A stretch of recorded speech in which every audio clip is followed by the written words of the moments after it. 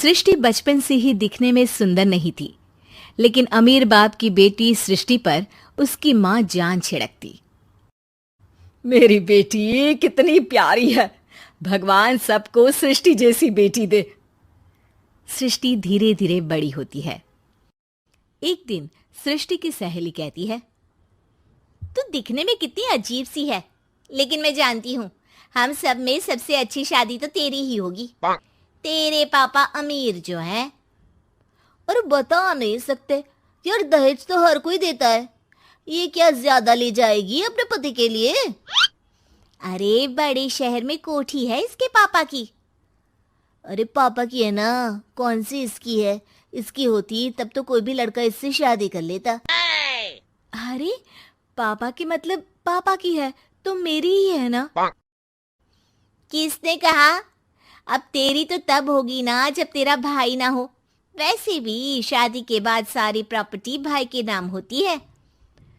सृष्टि समझ जाती है कि उसे किसी भी हालत में माँ बाप की सारी प्रॉपर्टी को अपने नाम करना है, लेकिन कैसे? एक दिन सृष्टि का भाई शीनू कहता है, बहन क्या कर रही है? तुझसे एक बात करनी है। अरे हाँ हाँ करना, मैं तो तेरी बहन हूँ। बहन मेरी लाइफ में ना एक लड़की है, बहुत अच्छी है। मैं सोच रहा हूँ माँ और पापा से बात करूँ शादी के लिए।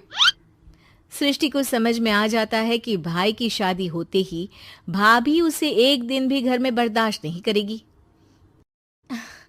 क्या बात है भाई, बताना कौन है वो? यार वो बहुत अच्छी लड़की है, पढ़ी लिखी है, मेरे साथ जॉब भी करती है। बस एक प्रॉब्लम है। हाँ प्रॉब्लम? क्या प्रॉब्लम है भाई? यार वो शादीशुदा है, लेकिन उसके पति ने उसे सिर्फ इसलिए छोड़ दिया क्योंकि उसके माँ बाप दहेज नहीं दे पाए। सृष्टि ये सुनकर न जाने क्यों खुश हो जाती है। अरे भाई तो क्या हुआ, लड़की तुझे तो पसंद है ना? शीनू को लगता है कि बहन उसे समझ रही है। वो इस बात से अनजान होता है कि उसकी बहन की मंशा पूरा घर हड़पने की है।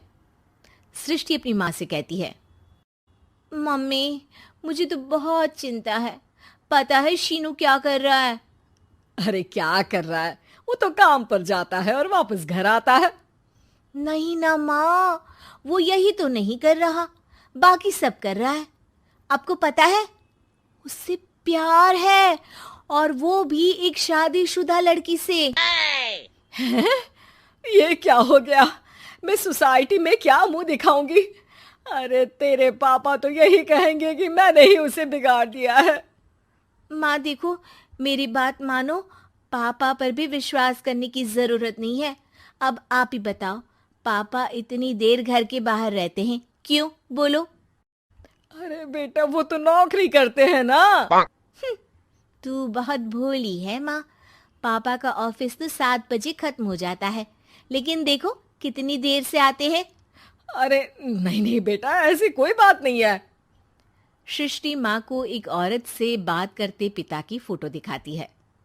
देखो माँ कैसे हैं पापा, मैं ना कहती थी कि पापा सही नहीं है। मैं तेरे पापा से बात करूंगी, दे फोटो मुझे। ओ माँ, वो तो डिलीट हो गई। लेकिन चल, तूने तो देख लिया ना, पापा से बाद में बात कर लेना। और हाँ, मेरा नाम बिल्कुल मत लेना। हाँ माँ। अब क्या था, सृष्टि के माँ और पिता के बीच झगड़ा होना शुरू हो जाता है। सृष्टि के मन में क्या चल रहा था कोई नहीं जानता था। एक दिन, माँ सृष्टि के लिए एक लड़का देखा है, वो लोग शाम को उसे देखने आने वाले हैं। और हाँ माँ, एक खुशखबरी, मैं और पापा मिलकर एक नया बिजनेस ट्राई कर रहे हैं। शाम को लड़का आता है, सांवले रंग का। सृष्टि को तो बिल्कुल भी पसंद नहीं आता।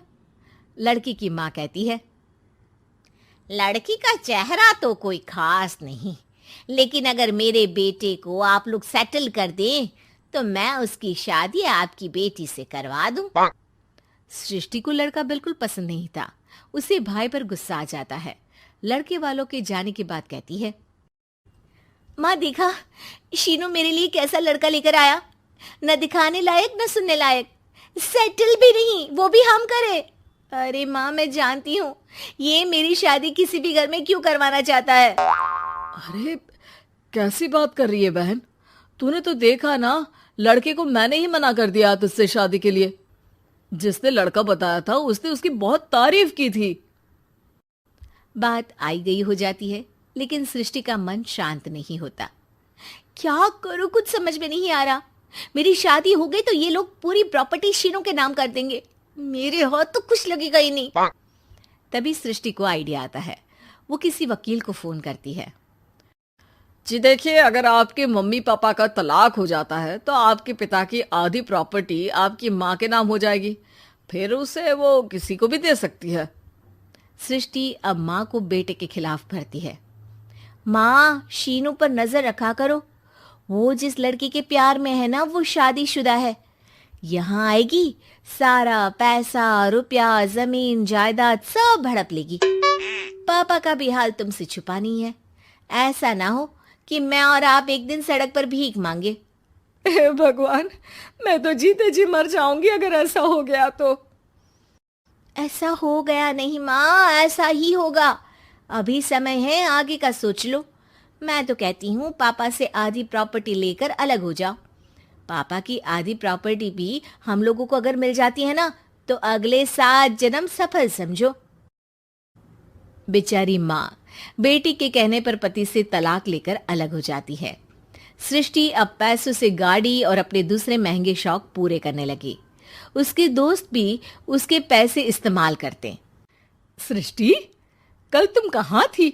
मैं सारा दिन घर पर अकेली थी। तो मैं क्या करूं? मैंने ठेका तो नहीं लिया है ना तुम्हें संभालने का। माँ को सृष्टि से ये उम्मीद नहीं थी। वो बैठकर रोने लगती है। वहीं उसका पति यानी कि सृष्टि के पिता आ जाते हैं। मैं जानता था कि तुम्हारा यही हाल होगा, तो आपने मुझे रोका क्यों नहीं? मैं रोकता तो तुम रुकती क्या? सृष्टि के कहने पर तुमने मुझ पर अपने बेटे पर शक किया, लेकिन तुम ये भूल गई कि कैसे हम दोनों ने मिलकर जीवन में इतना सब खड़ा किया। माँ पति के गले लग जाती है। मुझे माफ कर दीजिए, मैंने आपकी कमाई का एक बड़ा हिस्सा गवा दिया। कोई बात नहीं, तुम साथ हो तो मैं ऐसी 7 प्रॉपर्टी खड़ी कर दूंगा। तभी वहां सृष्टि आ जाती है रोते हुए। माँ, मयंक ने मुझे छोड़ दिया। वो बोल रहा था जब तक मेरे पास पैसे थे तब तक ही वो मेरे साथ था। पापा, माँ, मुझे माफ कर दीजिए।